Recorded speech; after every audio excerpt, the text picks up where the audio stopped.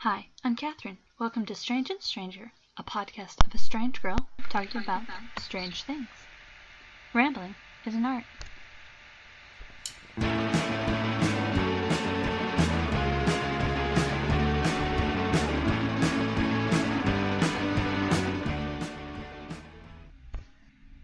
Hey, welcome to today's podcast. Today was a fun and strange and unusual day.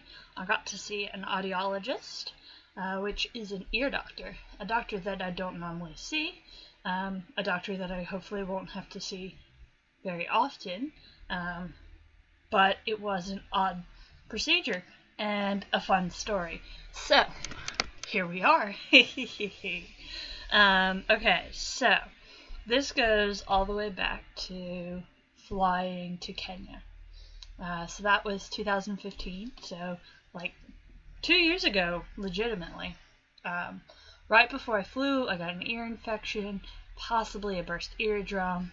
To protect the ear, we decided that the best course of action, instead of like an ear plug that's like foam, would be to get some ear putty wax and create like a really, really good seal. Now, just for quality of things and the fact that I really hate cabin pressure, I put them in both ears.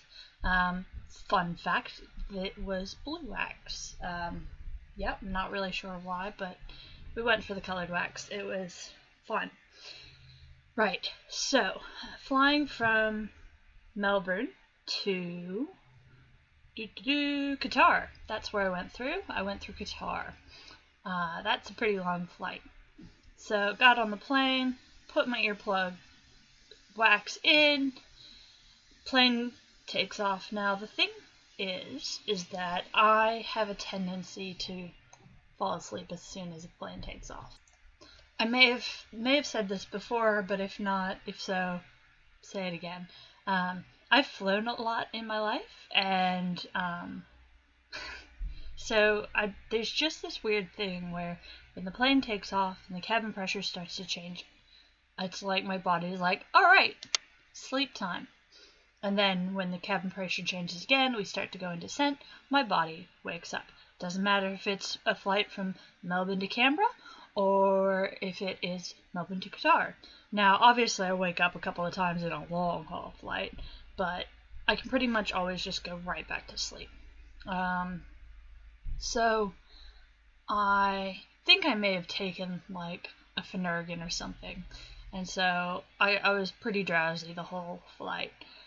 Anyhow, when I got to Qatar, I decided to pull out the wax so I could hear a bit better, and I realized it was all a lot more warm and moist and putty-ish than wax.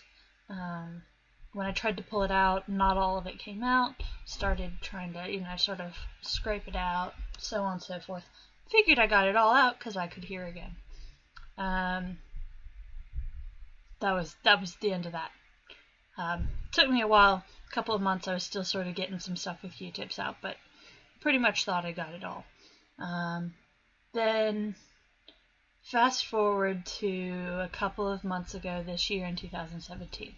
I got an ear infection, and so doctor looked into my ears and he goes, "Why is there blue in your ear?" And I was like, "What?" He goes, "There's blue in your ears." And it took me a moment, and I went, "Well, I got some blue wax stuck in there in 2015. And he goes, "Oh, well, you should go get that cleaned out." Now, me being me, I was like, I'm going to try just about everything there is before going to the doctor. So I tried putting oil in my ear. I tried the ear candles. I tried wax remover. I tried the alcohol to dry it out. But it's not earwax. It's medical grade wax. It's not dissolvable. Anyhow.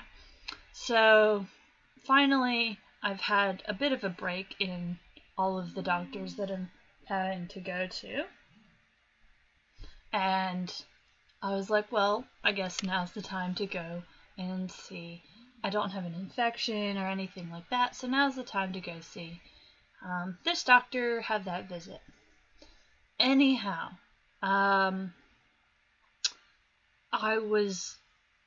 so the process itself, she goes, oh, we'll just put a bit of olive oil in to sort of help ease it out, and then we'll use some suction. It's like, yeah, sure.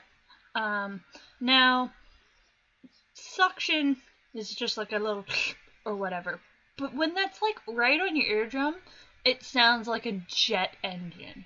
It was so loud, especially because she kept having to go up into bigger suction, whatever they're measured in, tubes, and the noise kept getting louder and louder and louder. As well as it was taking her a long time to do the procedure, and so like it was a loud noise for a long period of time. Now, I'll say long time. Each ear took about 7 to 10 minutes, which I believe she was expecting it to take 1 to 2 minutes. So it was a lot longer than she expected. She was absolutely amazed that the wax had just sort of gotten against my eardrum, made a nice little fit, and stayed there. Never been a problem. I didn't even know that there was wax in one of my ears. I knew there was wax in my left ear, but I didn't know there was any in my right. It's never really bothered me, never really been a thing. Maybe just in light of the fact that the rest of my body is just overboard with everything, but it never really occurred to me as like a problem. So she starts doing the right ear, takes a while, and she pulls the blue wax out. It was a nugget. I mean, I thought she was gonna pull out like the tiniest little bit of wax or something. Like, it was, relatively sized for an ear. It was the size of a decent pill or something. Like, it was multiple centimeters in length and diameter. It was insane. I was just in shock at how big it was. Then we went to the left side, and the left side was attached to my eardrum, so it, earwax and fibrous things had attached it to my eardrum, which made that one extremely painful to get out. We poured like olive oil in, and that sat in there for a while, and so that one probably took a bit longer to get out. And she sort of had to scrape that one she said that one laid really flat, so she sort of had to scrape that one into a ball to get it out, which was very unpleasant. And by very unpleasant, I mean painful. But oh my goodness, it was crazy. And then that one came out, and I just looked and I was just like, what? Anyhow, both me and the audiologist were just both like, this is insane. So there you go. I will not be putting wax putty into my ears again. I have to avoid getting water into my ear for like the next 48 hours, or it could get infected. All this stuff, like it. And I didn't even really know that it was an issue.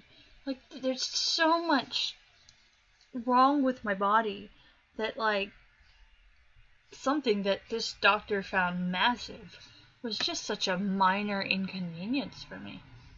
But yeah, now my ear hurts. She said it'll be sore, for a little while, and but the crazy thing is I used to listen to my music really loud, and I didn't always hear people really well. And I was starting to think that I had a hearing problem, but it just turns out I had a couple of centimeters of wax over my eardrums. Everything is like so much louder now. It's bizarre.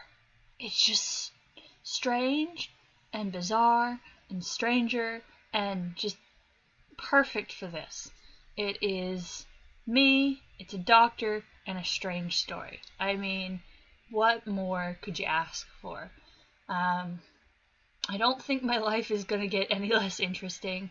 I can't wait to go and tell my GP, because he is going to laugh.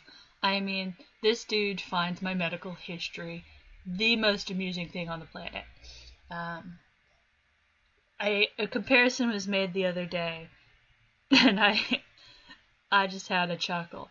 A hypochondriac would look at my medical history and go, girl, you making that up. Or somebody with Munchausen's would just be like, psh, even I'm not that stupid.